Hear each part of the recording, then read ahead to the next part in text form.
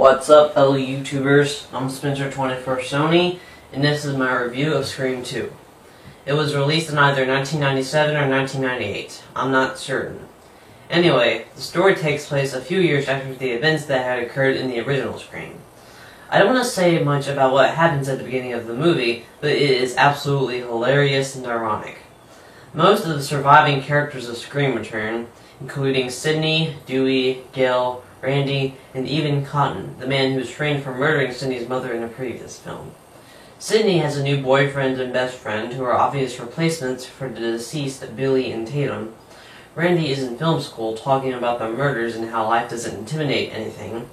In this scene, the class is discussing sequels, with Mickey, a student and friend of Sidney, believing that there are some sequels that have surpassed the original, such as Aliens, Terminator 2, and The Godfather Part 2, whereas Randy believes that all sequels are bad. This scene is hilarious and is one of my favorite scenes in a movie. Randy is the only one of the original survivors who neither cares nor wants to believe that the Ghostface murders are starting again and have anything to do with him. Dewey, no longer a police officer, comes to meet Sidney to check on how she's doing, and they also begin talking about what she should do now that the murders are restarting.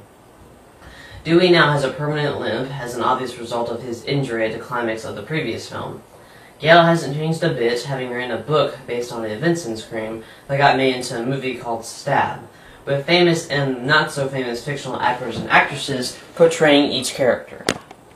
Cotton, on the other hand, supposedly is just wanting some fame in interviews to get everyone to believe that he was innocent of the murder of Sidney's mother, and sneaks around frequently in the film, even yelling at Sidney in one scene.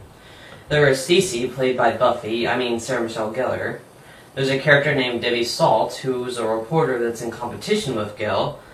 There are about a third more characters than there were in Scream, and not many of them survive to the conclusion. I will say that at least one of the originals get killed. My expectations were very high for Scream 2, seeing as how I very much love Scream, and that I had heard that it was very good.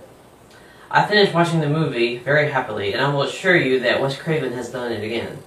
This film is, to the least, as funny, scary, and original as Scream. It is very bloody, while at the same time being very serious and giving much development to the key characters like Sidney, Randy, Dewey, and Gale. It might not look like much when you look at the cover, but I will almost assure you that if you give this film enough time, even if you might have not been a fan of the original Scream, you will most likely like this film. This movie shows that Randy is wrong about sequels. I'm Spencer24Sony, and this is my review of Scream 2.